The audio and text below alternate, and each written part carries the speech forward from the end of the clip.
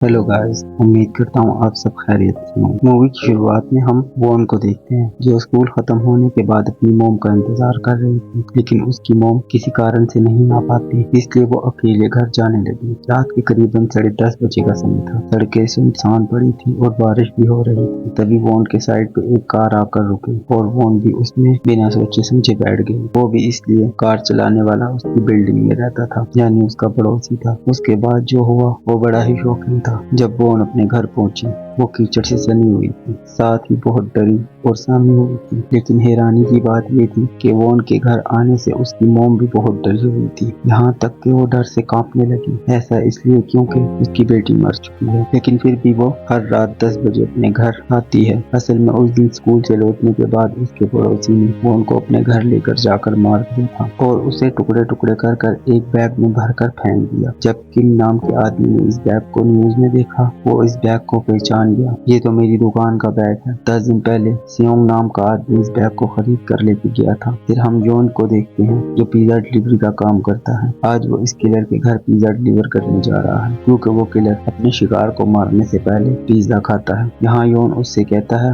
अगर तुम एक और पिज्जा ऑर्डर कराओगे तो हम तुम्हें चौथा पिज्जा फ्री देंगे। लेकिन किलर इस ऑफर में बिल्कुल भी इंटरेस्टेड नहीं था। वो योन को वहाँ से तुरंत जाने के लिए कहता है। किलर अपने पिज्जे को लेकर बेसमेंट में गया, जहाँ उसने वॉन को बांध रखा था। वो आधा पिज्जा विक्टिम को खिलाता और आधा खुद खाता। उसके बाद हम सोयोन को देखते हैं, जो कि उसी सोसाइटी में रहती है। वो दिखने में बिल्कुल वॉन जैसी है। इसकी मोम इस सोसाइटी कम्युनिटी की लीडर है। दूसरी तरफ बेचारी वॉन उस किलर से अपनी जान की भीख मांग रही है। वो कहती है, मैं किसी को कुछ नहीं बताऊंगी, प्लीज मुझे जाने दो। लेकिन उस किलर को जरा सी भी दया नहीं आई। उसने वॉन के बड़ी बेरहमी से टुकड़े कर दिए। किम जब इस खबर को देखता है तो वो पुलिस को फोन करने लगता है। तब उसकी वाइफ मना कर देती है कि किसी को मत बताओ, ऐसे हम ही पुलिस के लफड़े में फंसेंगे। जब इस खबर को योन यानी कि पिज्जा डिलीवर तो उसे पता चलता है किलर हर 10 दिन बाद एक मर्डर करता है। 10 दिन सुनते ही उसे याद आया कि उसका एक कस्टमर है जो 10 दिन बाद पिज्जा ऑर्डर कराता है, मगर पिज्जा और मर्डर का कुछ कनेक्शन समझ नहीं आता। इधर हान जो वॉन की मम्मी है, उसने अपने हस्बैंड को बताया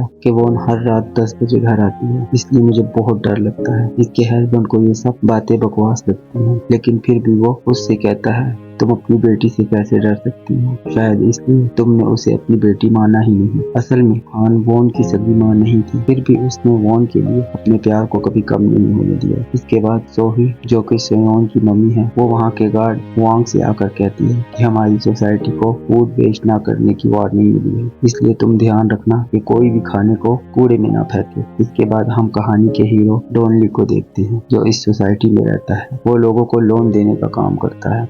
उसके अंकल ने भी उससे लोन लिया था, लेकिन लोन ना चुकाने की वजह से डॉन उससे लोन का इंटरेस्ट ले रहा है। डॉन अपने अंकल से इसलिए नफरत भी करता है। जब इसकी मोम बीमारी से मर गई थी तो इसका अंकल अपनी बहन को देखने ही नहीं आया। इधर ये किलर वॉन के खून को साफ कर रहा होता है। तभी दरवाजे पर डॉन आकर उसे कहने लगा कि तुमने मेरी कार पार्किंग की जगह पर अपनी गाड़ी कैसे पार्क कर दी? जल्दी हटा दो वरना हॉस्पिटल में पार्क हो जाओगे। इसके बाद हुआंग वहाँ के कूड़े को चेक कर रहा था। वहाँ एक कूड़े के शॉपर से उसे एक पिज्जा मिला, साथ ही उसमें एक पर्ची भी थी, जिससे वो समझ गया कि किसके घर का कूड़ा है। वो इस शॉपर को लेकर किलर के घर गया और कहने लगा, मुझे पता है ये शॉपर तुम्हारा है, एक काम करो तुम मुझे दारू पिला दो, फिर मैं तुम्हारी शिकायत नहीं करूंगा। वांग इस शॉपर को खोल के देखने लगा। तब इस शॉपर में से वोंग के स्कूल का यूनिफॉर्म निकला, जिससे उसे सब समझ आ गया। लेकिन इतनी देर में किलर ने वांग को भी लपेट लिया। तभी वहाँ से हान गुजर रही थी, जो सीढ़ियों पर पड़े खून को देखकर काफी डर गई। लेकिन किलर बड़ा चालाक था, उसने पहले ही सीढ़ियों में वाइन की बोतल फोड़ रखी थी, ताकि देखने वाले को ये लगे कि ये वाइन है। फिर इसी रात 10 बजे आज वॉन की आत्मा अपने घर आई, तो उसके विजन से हमने देखा कि उस रात किलर वॉन को तो सही सलामत सोसाइटी में ले आया, लेकिन जब वो अपने घर जाने लगी तो उसने वॉन को वापस बुलाकर एक बॉक्स पकड़ा दिया और खुद अपने घर का लॉक खोलने का नाटक करने लगा। फिर मौका देखकर उसने वॉन को अपने घर खींच लिया। बेचारी वॉन अपने घर से बस चंद ही मीटर की दूरी पर थी, लेकिन उसका कुछ फायदा नहीं हुआ। हुआ। अब हुआंग के गायब हो जाने के बाद दूसरा गार्ड प्यू हुआंग को बार बार फोन कर रहा था, लेकिन उसे क्या पता हुआंग अब फोन नहीं उठाएगा। इधर युआन किलर को ढूंढने की कोशिश कर रहा था, तभी उस किलर ने एक बार फिर पिज्जा ऑर्डर करवाया। इस बहाने युआन इसके घर को अपनी आंखों से स्कैन करने लगा, लेकिन इसको कुछ अजीब नहीं मिला। अजीब कैसे मिलेगा, सब मैटर वो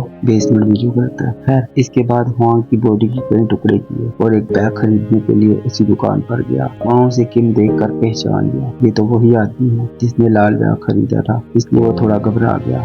उसे इतना घबराता देख किलर को भी उस पर शक हो गया कि कहीं इसे मेरे बारे में पता तो नहीं चल गया। इधर प्यू इस बात को लेकर परेशान था कि अचानक हुआंग कहाँ गायब हो गया। प्यू के साथ जो चश्मे वाला आदमी है वो सिर्फ प्यू को ही दिखाई देता है। ऐसा क्यों, हमें आगे पता चलेगा। फिर प्यू इस किलर को फोन करके कहता है, तुम्हारा पानी का बिल बहुत ज्यादा आया है, कहीं तुम्हारे घर में कोई लीकेज तो नहीं है। तभी इस किलर के गेट पर कोई आ जाता है, इसलिए वो फोन को वहीं रख कर चला गया। प्यू ने जब इसे दोबारा फोन किया तो फोन वाइब्रेट होकर उस सूटकेस में गिर गया। इधर गेट पर सोही थी। सोही ने इसे कहा, सोसाइटी में एक मीटिंग होने वाली है, इसके बारे में तुमसे बात करनी है। तो किलर ने कहा, मुझे मीटिंग से कोई लेना देना नहीं, मैं कुछ दिनों में घर खाली करके यहाँ से चला जाऊंगा। वहाँ सोही इसके घर देख कर कहती है, ये घर का हाल ऐसा क्यों कर रखा है और लाइट इतनी तेज क्यों जला रखी है। जब सोही वो लाइट बंद करने गई तब उस किलर को बहुत गुस्सा आया। वो सोही को मारने ही वाला था, तभी सोही को किसी का फोन आया। सोही ने कहा, मैं मकान नंबर 102 में हूँ। ये सुनकर किलर ने अपना इरादा बदल लिया। अगर सोही मर जाती तो सबको पता चल जाता कि सोही आखिरी बार मकान नंबर 102 में थी। इधर सोयोन सोसाइटी में होने वाली मीटिंग के पर्चे बांट रही थी। तभी उसे ब्लॉक 11 के बाहर एक चश्मा मिला जो कि हुआंग का था। फिर वहाँ से जाते वक्त हान सोयोन को देख लेती है। तब वो अपनी बेटी समझकर डर गई। सोयोन की बेटी जैसी दिखती थी, इसलिए हान उसे अपने घर ले गई। वहाँ जाते वक्त उस किलर ने सोयोन को देखा तो वो डर की वजह से कांपने लगा। वहाँ हान ने सोयोन के साथ काफी अच्छा समय बिताया। हान ने उसे बताया कि वो अपनी बेटी से कितना प्यार करती है। फिर जाते वक्त हान ने नोटिस किया कि नीचे वाला फ्लोर वाला आदमी सोयोन को बहुत अजीब नजरों से देख रहा है। फिर सोयोन ने जाके प्यू को वो चश्मा दिया और कहा, मुझे ब्लॉक नंबर 11 के सामने से मिला है, जिसका भी हो उसे दे देना। प्यू समझ गया था कि ये हुआंग का चश्मा है। इसके बाद प्यू मकान नंबर 102 में लीकेज चेक करने के लिए गया, क्योंकि इसका बिल बहुत आया था। तब इस किलर ने उसे चेक करने से मना कर दिया, लेकिन जब प्यू ने कहा, अगर तुम मुझे चेक नहीं करने दोगे तो शाम के वक्त मैं सोसाइटी की तरफ से प्लम्बर ले आऊंगा। अब ये सुनने के बाद किलर ने प्यू को अंदर आने दिया। प्यू को इसका घर अजीब लग रहा था। फिर जब प्यू बेसमेंट का बाथरूम का पाइप चेक कर रहा था तो वहाँ उसे खून से सने कुछ बाल दिखे। साथ ही वहाँ दीवार पर खून के दाग भी लगे हुए थे। ये देखकर प्यू समझ गया और साथ ये भी कि इसकी जान को भी अब खतरा है, इसलिए उसे फौरन वहाँ से निकलना चाहिए। फिर जब किलर प्यू को मारने के लिए जैसे ही आगे बढ़ा तब प्यू ने कहा, यहाँ कोई लीकेज नहीं है, सब ठीक है। जिसके बाद प्यू उसके घर से तुरंत निकल गया। अब वैसे प्यू को ये करना चाहिए था कि पुलिस के पास जाए और सब बता दे, लेकिन वो ऐसा नहीं करता क्योंकि इसके पीछे एक वजह है। इधर डॉनली जब घर आता है वो देखता है उस आदमी ने फिर से उसकी पार्किंग एरिया में कार लगा दी है। इस बार तो डॉनली ने उसे अपने तरीके से समझाया कि आइंदा कार यहाँ नहीं लगानी। इधर हान आज अपनी बेटी के कमरे में गई। उसे वोन की बहुत ज्यादा याद आ रही थी। इस कमरे में वोन का सभी सामान मौजूद था, लेकिन कमी थी सिर्फ वोन की। इसके बाद किलर को पता चला इसका फोन इस सूटकेस में लॉक हो गया है और उसे इस सूटकेस का पासवर्ड नहीं पता, इसीलिए वो पागल सा हो गया। वो सूटकेस का पासवर्ड पूछने किम के पास गया। तब किम ने कहा, मुझे पासवर्ड कुछ ठीक से याद नहीं। फिर उसके बाद किलर ने किम का फोन लेकर डॉनली को एक मिस कॉल दी। फिर जाते जाते उसने दुकानदार से पूछा, क्या तुम्हें पिज्जा खाना पसंद है? उसने ऐसा क्यों पूछा, ये तो आप सबको ही पता है। जब आज की रात वोन अपने घर आई तो हान ने थोड़ी हिम्मत दिखाकर वोन को गले लगा लिया। वो वोन से माफी मांगती है कि उस दिन वोन को स्कूल से लेने नहीं आ पाई। इधर सोयोन के स्कूल की छुट्टी हुई। वो किलर वहीं सोयोन का इंतजार कर रहा था जैसे उसने वोन का किया था। पर अच्छी बात ये थी कि वहाँ सोयोन की मम्मी उसे लेने आ गई थी, इसलिए किलर सोयोन को छोड़कर किम के पास चला गया और किम को पकड़कर अपने घर ले आया। फिर हर बार की तरह उसने पिज्जा ऑर्डर कराया, लेकिन इस बार योन ने देखा कि जो पैसे उसे मिले हैं उसमें खून लगा है। जिसके बाद वो घर में छुप के देखने लगा।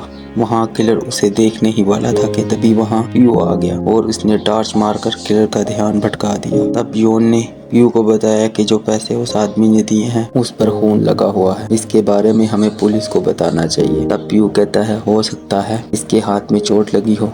अब युवान को भी लगता है हाँ ऐसा ही हो सकता है, इसलिए वो वहाँ से चला गया। फिर जब पीयू अपने केबिन में आया तो चश्मे वाले आदमी ने उसे बोला, तुम्हें पता है वांग को उसी आदमी ने मारा है, फिर तुम पुलिस को जाके क्यों नहीं बता देते, या फिर तुम डरते हो पुलिस तुम्हें ही ना पकड़ ले। आखिर तुम 15 साल से पुलिस से छुप रहे हो। असल में जो आदमी पीयू के साथ बैठा है वो पीयू का एक वहम है, क्योंकि पीयू ने उस आदमी को 15 साल पहले ही मार दिया था, लेकिन पीयू को अपनी गलती का पछतावा है। इसके स्टैच्यू ऑफ लिमिटेशन के खत्म होने में अभी 5 माह बाकी है। इससे पहले पीयू पुलिस के सामने नहीं जा सकता। फिर उसी रात किलर ने फोन करके डॉन को बाहर बुलाया। यहाँ ये किलर डॉन ली को फाइट के लिए चैलेंज करने लगा। तब डॉन ने एक ही घूंसे में उसे ढेर कर दिया। इसकी हालत ऐसी हो चुकी थी कि डॉन एक दो घूंसे और मारता तो इसकी जान ही निकल जाती, इसीलिए वो डॉन से माफी मांगने लगा। तब डॉन ने इसे आखिरी वार्निंग देकर छोड़ दिया। असल में डॉन से मार खाना किलर का प्लान था। फिर घर जाकर किलर ने उस डंडे को एक हथियार के साथ जोड़ दिया जिस डंडे से रात को डॉन ने किलर की सुताई की थी, और डॉन के फिंगरप्रिंट इस डंडे पर थे। किलर ने इस डंडे को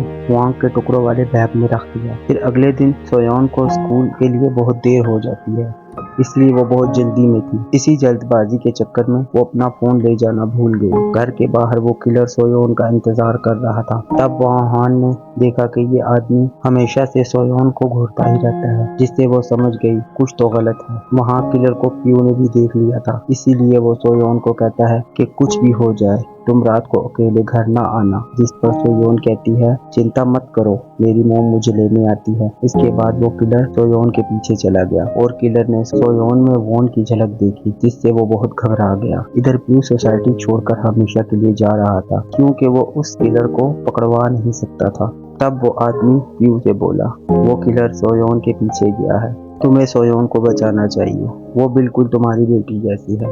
तब पीयू ने कहा कुछ नहीं होगा, उसकी मोम उसे लेने जाती है।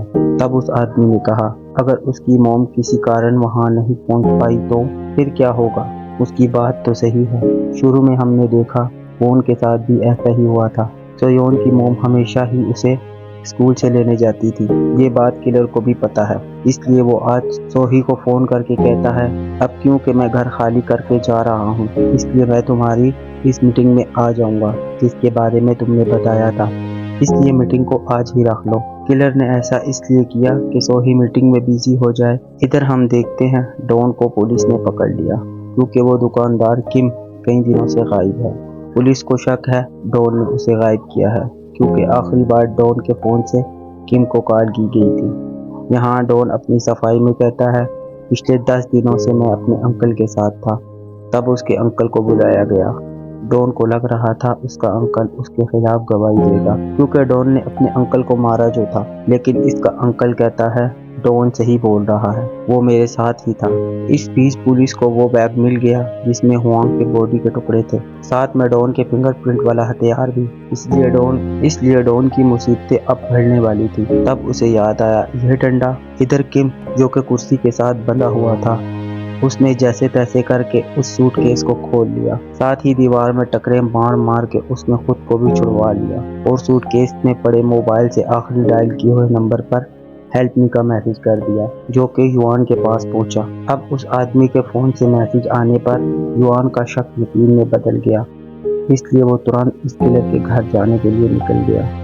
इधर हान देखती है कि आज भी बारिश हो रही है, इसलिए उसका मन बहुत परेशान हो गया और वो सोयोन को स्कूल से लेने चली गई, क्योंकि हान को सोयोन में अपनी बेटी दिखाई देती थी। वहीं किलर अभी भी मौजूद था। वो तो अच्छा हो गया कि हान उसे लेने आ गई, क्योंकि उसकी मॉम मीटिंग में बिजी होने की वजह से नहीं आ पाई। अब हान को यहाँ देखकर किलर को बहुत गुस्सा आया, इसलिए उसने उन दोनों को मारने का फैसला किया। इसके बाद तेज बारिश की वजह से पूरे शहर की बिजली चली गई और अंधेरे का फायदा उठाकर डॉन अपने अंकल के कपड़े पहनकर पुलिस स्टेशन से भाग गया। इधर जब पीयू को सोयोन की चिंता हुई, उसने वापस आकर सोई से सोयोन के बारे में पूछा। इसे पता चला कि वो अभी तक घर वापस नहीं आई। ये सुनकर पीयू अंदर से टूट गया। इधर हान ने देखा उसी का पड़ोसी सोयोन का पीछा करते हुए यहाँ तक आ गया। तब उसे समझ आ गया शायद यही वो आदमी हो जिसने वॉन को मारा होगा। तब हान ने समझदारी दिखाई और सड़क के दरमियान जाकर खड़ी हो गई, जिसकी वजह से वहाँ गाड़ियों का जाम लग गया। अब इतनी भीड़ में वो किलर इन्हें मार नहीं सकता, इसलिए वो किलर अपने घर आ गया। वहाँ किम ने इस पर हमला किया, फिर भी उस किलर ने किम को चाकू मार दिया। इस बीच युआन भी वहाँ पहुँच गया।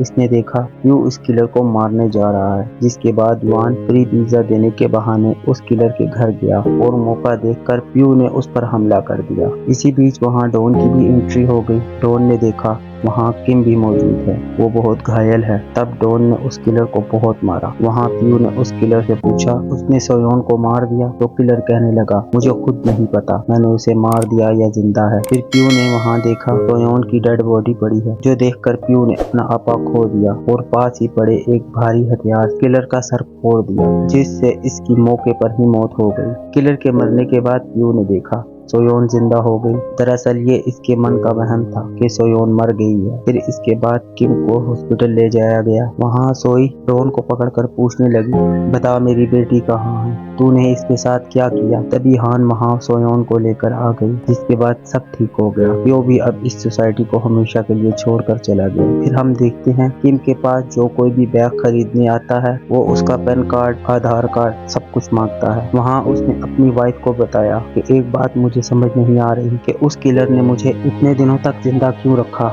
और तो और हर रोज रात में आकर मेरे पास सोता था। उसे देखकर लगता था कि वो बहुत डरा हुआ है, जो कि सच बात थी। उस किलर को भी वॉन दिखाई देती थी। वॉन रोज 10 बजे उसके बेसमेंट से निकलकर अपने घर जाती थी। इसके साथ ये बेहतरीन मूवी यहाँ पर एंड हो जाती है।